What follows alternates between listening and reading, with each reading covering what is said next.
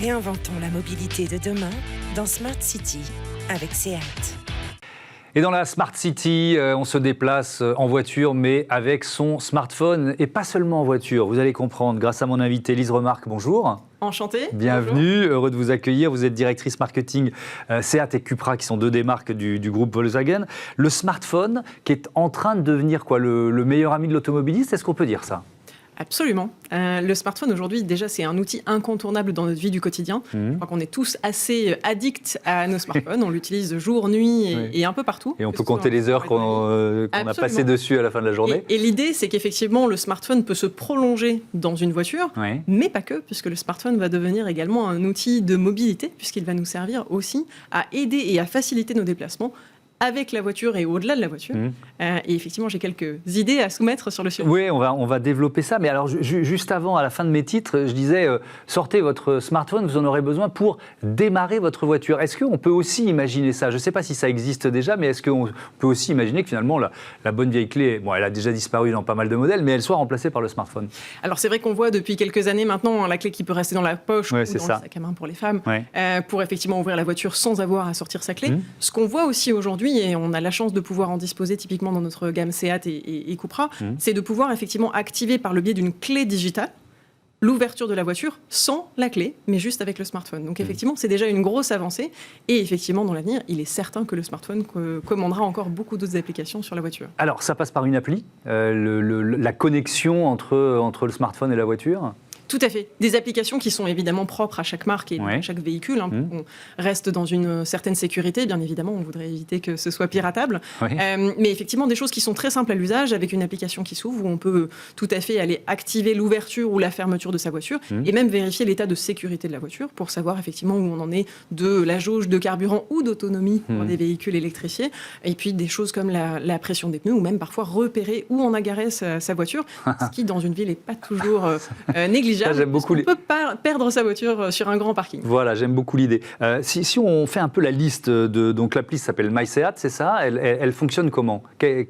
Tout simplement, on la télécharge, j'imagine, sur son smartphone, mais ensuite, quel service vous proposez sur cette appli ? MySEAT App est effectivement une application qui nous permet d'accéder à un certain nombre de fonctionnalités de la voiture, de commander un certain nombre de commandes de la voiture en elle-même, et qui nous permettra effectivement dans l'avenir, puisqu'on a beaucoup de choses qui sont en train d'évoluer dans la connectivité, avec les applications SEAT Connect ou Cupra Connect, d'avoir accès à aussi des éléments plus d'infotainment sur des pratiques de navigation ou sur des pratiques effectivement de divertissement, comme de la musique, qui pourront être commandées par la voiture. Mais j'aurai également une autre application dont j'aimerais vous parler et qui dépassera encore le cadre de juste la commande de la voiture et qui s'appelle SEAT Move. Alors c'est quoi SEAT Move ? Alors SEAT Move, c'est une application que nous allons lancer, donc j'ai le plaisir de vous en parler aujourd'hui un peu en avant-première, parce qu'on la lancera à la fin du mois. SEAT Move est une application qui se veut un calculateur de trajet intermodal. L'idée, c'est tout simplement de pouvoir proposer à un consommateur de pouvoir non seulement calculer le trajet le plus efficace dans sa voiture, mais surtout de calculer le trajet le plus efficace en utilisant l'ensemble des moyens de mobilité à sa disposition pour faire le trajet le plus efficient, qu'il soit en termes de rapidité, d'écologie ou d'économie, en utilisant différents moyens de transport. Donc un utilisateur pourra paramétrer en fonction des moyens de transport qu'il souhaite utiliser ou dont il a à disposition un certain nombre d'éléments, pouvoir combiner par exemple un trajet. Pour moi qui suis en région parisienne mais pas sur Paris, en étant à l'extérieur de Paris par exemple, je vais avoir la possibilité de faire la première partie de mon trajet en voiture, mais Paris étant difficilement accessible aux voitures, de faire la suite de mon trajet en transport en commun ou en trottinette, et même de trouver les parkings qui vont me permettre de faire les relais pour optimiser mon trajet en temps, en énergie ou effectivement en économie. Donc ça suppose, pour lancer un produit comme celui-là, des partenariats, j'imagine, avec d'autres opérateurs de la mobilité. Absolument. On s'est appuyé sur ceux qui savaient faire, puisqu'effectivement, SEAT a la volonté de développer des choses innovantes et de faciliter la vie des consommateurs, mais aussi de s'appuyer sur des gens qui ont déjà des technologies éprouvées. Vous pensez bien qu'on n'a pas la capacité à égaler Google ou ce type d'acteurs en matière de connaissance de ces outils-là, mais on s'est appuyé effectivement sur des gens qui savaient faire et sur des startups qui savaient aussi développer des technologies innovantes pour savoir les combiner. Et effectivement, par exemple, pour optimiser un trajet purement en voiture, on s'appuie sur quelqu'un de de très renommés comme Waze, qui nous permet effectivement d'avoir accès à tous les calculs de trajets optimaux, et effectivement que beaucoup de Parisiens notamment utilisent tous les jours pour se déplacer intelligemment. Ouais. Si je reviens à l'appli MySeat App, alors dans les usages, vous parliez d'une meilleure connaissance de l'état de sa voiture. Comment ça fonctionne, ça? Est-ce que ça suppose, alors pardon, c'est des questions de béotien, mais tout simplement de rajouter des capteurs, ou alors ces capteurs, ils existent déjà? Comment ça fonctionne?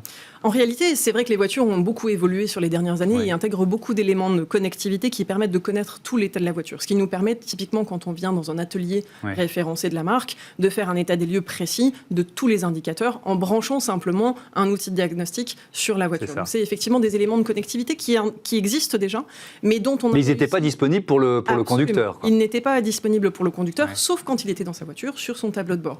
L'idée a été de sécuriser tous ces éléments dans des éléments de sécurité d'application, puisqu'il faut quand même extraire des données de la voiture pour pouvoir les transmettre à un smartphone, et il y a quand même des éléments de sécurité importants à verrouiller pour être sûr que ce ne soit pas mal utilisé, et qu'aujourd'hui, effectivement, on est en capacité de transmettre dans MySeat App, par exemple, pour pouvoir avoir accès à tous ces éléments, donc tout simplement par des éléments de connectivité, puisque le smartphone et la voiture sont connectés et permettent de faire un état des lieux permanent par les différents moyens de connexion possibles. C'est quoi? C'est une sorte de data plug, c'est ça? C'est peut-être le terme que vous employez d'ailleurs. Est-ce qu'il fonctionne, quels que soient les modèles? J'imagine que sur des modèles quand même anciens, on n'a pas cette capacité d'utiliser la data. Alors justement, si. C'est ça qui est très fort, c'est que dans les nouveaux modèles, en fait, vous avez la possibilité de le faire sans fil et donc sans connexion particulière. Il faut juste appairer le téléphone avec la voiture pour que les deux outils puissent communiquer. Sur des véhicules plus anciens, effectivement, on travaille avec un data plug qui est en fait un petit boîtier de connectivité qu'on branche sur la prise de diagnostic. On le rajoute en fait, d'accord. Et qui va permettre de recentraliser, en fait, un peu comme un routeur Wi-Fi, de recentraliser ces éléments pour pouvoir les transmettre au smartphone, qui lui est effectivement peut-être un peu plus récent en termes de production. C'est quoi c'est un outil d'assistance routière, en quelque sorte? Totalement. D'assistance routière, de maintien de la sécurité, d'information aussi, puisque c'est vrai qu'au final, aujourd'hui, on peut, dans son canapé, savoir effectivement quel est notre kilométrage ou quel est le niveau de pression de pneus pour préparer un trajet ou pour anticiper un entretien du véhicule, ce qui est effectivement une vraie plus-value pour un consommateur.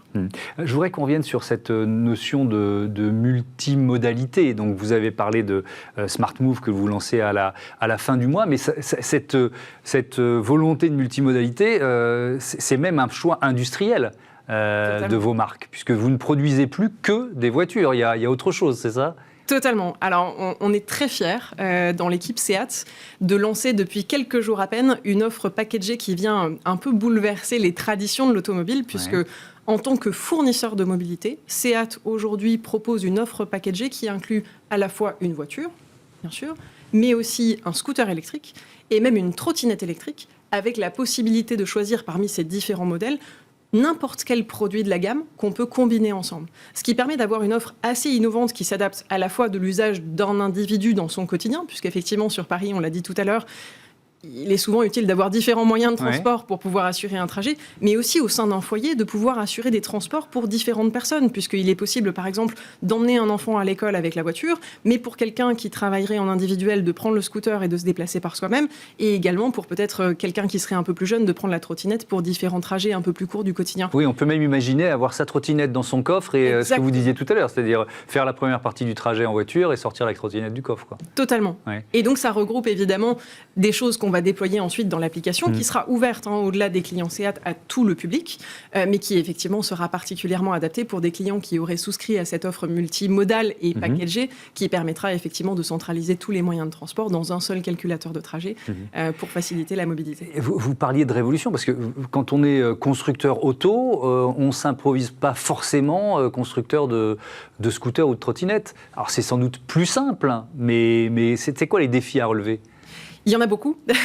Et effectivement, comme vous le disiez tout à l'heure, c'est une vraie révolution dans la façon de penser. Puisqu'effectivement, aujourd'hui, il faut accepter, en tant que constructeur automobile, qu'il n'y a plus que la voiture pour se déplacer. Il y a beaucoup de moyens de mobilité, qu'ils soient des moyens en commun ou des moyens individuels, qu'ils soient électriques ou thermiques. Il y a beaucoup de choses qui existent et qui, au final, se développent de manière de plus en plus forte. Et les tendances récentes l'ont confirmé. Mais c'est vrai que c'est déjà un changement de paradigme et de façon de penser les choses, parce qu'il faut accepter qu'il n'y a plus que la voiture de façon industrielle.